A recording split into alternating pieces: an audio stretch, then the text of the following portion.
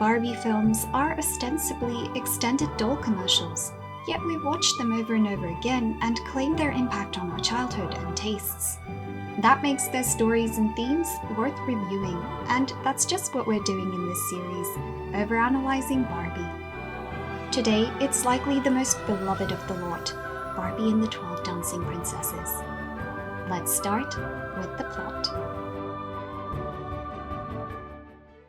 Barbie and the 12 Dancing Princesses opens on the King Randolph receiving an invitation on behalf of his daughters for a royal gala. The foreign emissary's address is interrupted by some of his younger daughters, on their way through the throne room in apparently the routine daily pursuit of their hobbies: croquet, stilt walking, and amateur entomology? The emissary remarks that the king's daughters are hardly proper princesses before retracting the invitation. Distressed, the king attempts to speak to his 12 daughters: Ashlyn, Blair, Courtney, Delia and Adeline, Fallon, Isla and Hadley, Janessa, Kathleen and Lacey, and Genevieve, on the topic of their responsibilities. But his unruly daughters are distracted by the arrival of Derek. Admired by all the princesses, but especially Genevieve, Derek is the cobbler who brings them dancing shoes. Without his queen, the king decides that what his daughters lack is a female influence to guide them through the particulars of royal life, and invites his cousin, the Duchess Rowena, to take over their education. Rowena is a woman of style, but not means, and she appears eager to find fault where she can. Under Rowena's forbidding regime, the princesses' lives are literally drained of colour. They must abide by her seemingly arbitrary rules, and singing and dancing are forbidden. Genevieve, on the prompting of her sisters, attempts to bring up their protests to their father, who proves unreceptive. King Randolph believes that Rowena is helping his daughters, and he does not wish to embarrass them in front of the whole kingdom by bringing in lines of tutors. As Genevieve leaves defeatedly, he nevertheless regrets her anguish. But Rowena reassures him and offers him a fateful cup of tea. Prohibited from celebrations until they have learned how to behave, the princesses nevertheless come together to celebrate the triplets' birthday, passing on a book their mother had prepared for each of them. The tale within tells the story of a princess who spends her nights dancing in a magical realm that can only be visited 3 times. As they are dispersing to finally settle in for the night, the princesses realize that the flowers on their books match the stones on the floor of their room. By dancing from stone to stone like the princess in their story, Genevieve reveals a staircase to another world. At the center of the lake, a dance pavilion, just like the late queen's, awaits them. The enchanted flowers answer their call for music, and the princesses spend the night dancing. Lacey and Genevieve find that the water from the fountains in the pavilion has healing properties. The next morning, the Duchess notes that the princesses have evidently not slept, but her interrogation is interrupted by the arrival of her guest, a suspicious Mr. Fabian. The princesses visit their father, who has fallen ill, and the king apologizes to the triplets for missing their birthday. A doctor is called on the encouragement of Genevieve, who prescribes a remedy for the king, but Rowena has no intention of giving it to him. Meanwhile, Derek arrives at the castle at the princess's behest, concerned that they were not pleased with his previous work, but they reassure him they've just worn through their shoes. Genevieve takes Derek aside to ask him to find the man with whom Rowena has dealings, confessing her distrust in the Duchess. Concerned that their nighttime activities will interfere with her plans, Rowena asks her manservant to stand guard at the door of the princess's room.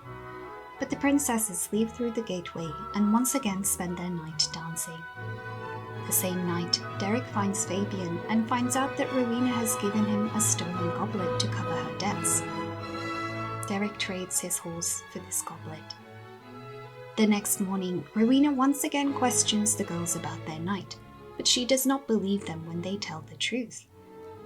As punishment for lying, she makes the girls clean the front gardens.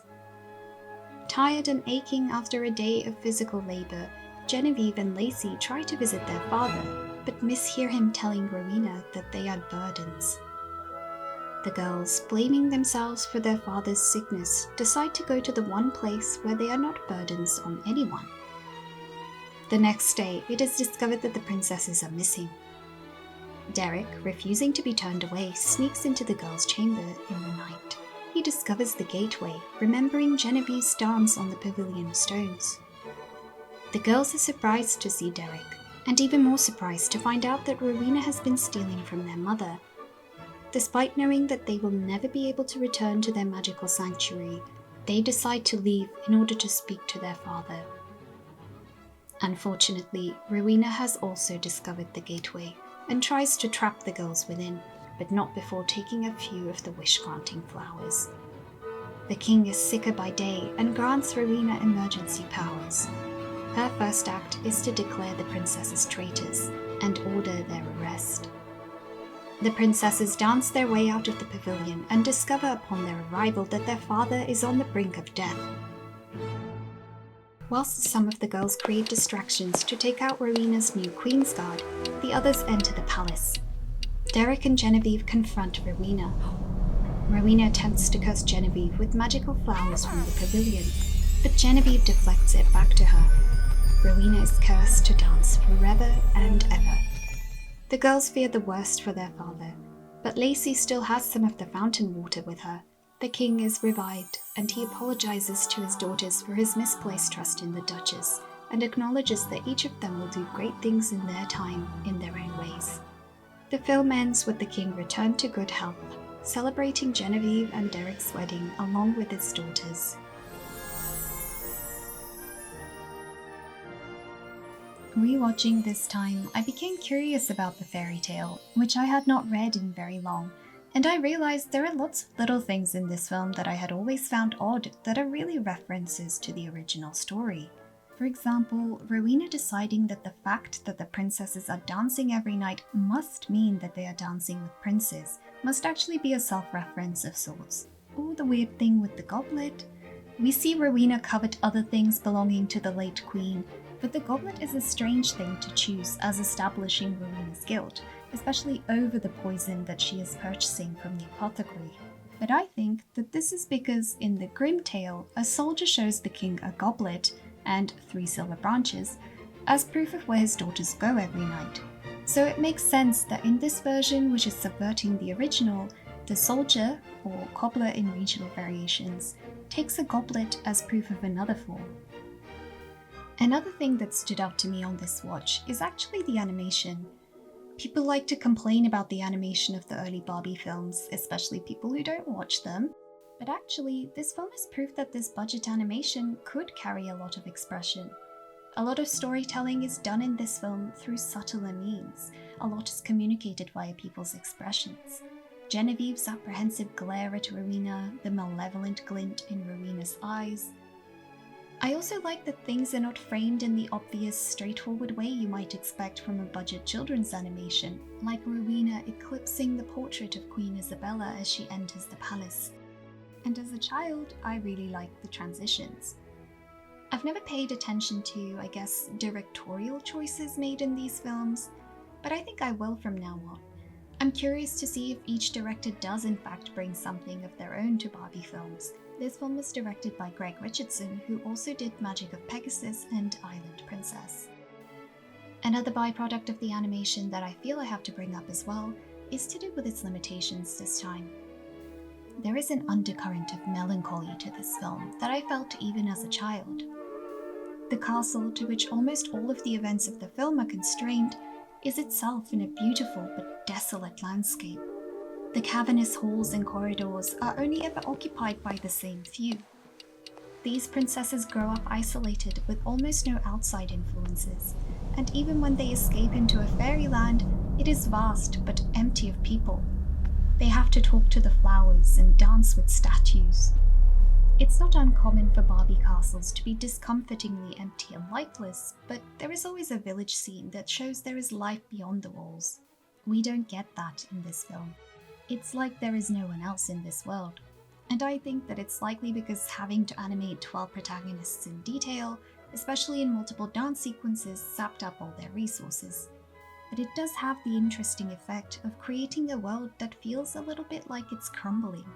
These princesses hadn't faced the idea that they are unprepared for royal life until now, perhaps because there isn't much of one. Each of the sisters have developed highly specific interests, perhaps because they live such specifically isolated lives. There is a kingdom to be ruled, and this power is to be coveted, but there is no sense of what that really means. Their little world is filled with well-intentioned and affectionate people, but it feels like a world in decay, one that cannot hold. And that is a positive to this story, which is that even when they're not particularly developed, I feel that the characters of this film are really affectionate and endearing. The exception, of course, being Rowena, who I think transcends the lineup of campy Barbie villains as a character whose manipulations and motivations wouldn't be out of place in a story intended for a maturer audience. I just like this character they've created. This woman who lives beyond her means, overindulges, but also weaponizes the things to which her gender constrains her. She's more Cersei, burning the whole world to get what she wants, than Ariana, who just wants to play croquet with the king's head. And Rowena was added in the process of both modernizing and Barbifying the fairy tale. She's mostly here to replace the king as a hostile force against the 12 princesses. In the grim version of the 12 dancing princesses, it is the king who locks the girls into their room at night to prevent them from leaving. And he promises whoever can find out what his daughters do in the night, the hand of the daughter of their choice. Our King Randolph would never do that, and it's unexpected and delightful to have this gentle male character who really worries about his daughters and is beloved in turn. The girls in the fairy tale are almost malevolent themselves, letting man after man be slain when he fails to uncover their secret, although part of me wants to say they had it coming. The princesses escape every night to dance with princes in an underground world, and their overconfidence is their downfall. I think that allowing for the medium, this isn't an unworthy reclamation of the tale. Restructuring the story around the princesses' relationship with their father is already subversive, and so is the soldier cobbler who discovers their secret being on their side. I think Derek gets overlooked as a Barbie movie though. Yes, the romance between him and Genevieve is not really something that can be taken seriously. It's mostly them wistfully looking at each other. In fact, how much Derek watches Genevieve is quite important to the plot. But ultimately, Derek is a good, reliable man, well liked by all these sisters. He's considerate and respectful, and he has a simple and honest moral code. We don't get characters like this in adult media, perhaps because they would be considered boring. Mendelssohn's music and the dancing are probably what this movie is best remembered for, and the story somehow less so, though it is noteworthy, I think. This is not a bad reclamation of the original tale, especially in the context of the negative attention Barbie gets for her supposed influence on young girls.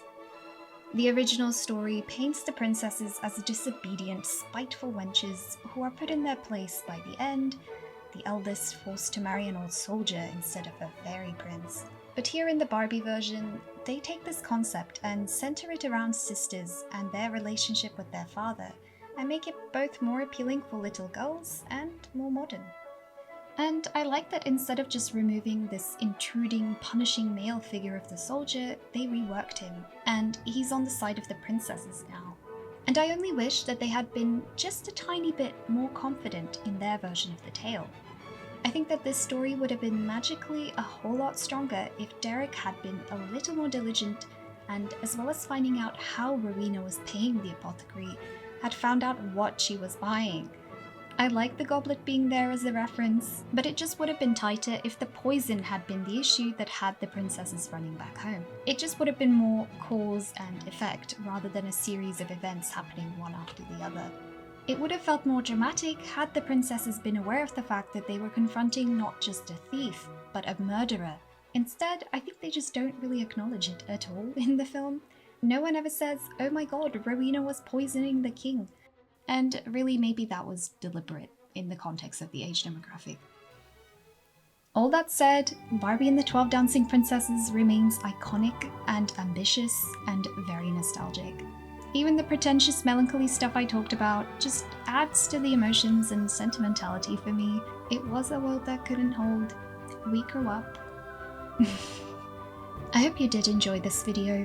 I've gotten interested in this type of content recently, looking at the plot of a childhood film or an episode of a show in detail, and then looking a little bit at the themes for a bite-sized bit of nostalgia. And I think that this is a way well suited for looking at the Barbie films. So do let me know your thoughts about the film, about the format, and of course, tell me which Barbie film you'd like to see covered next. I'll see you next time.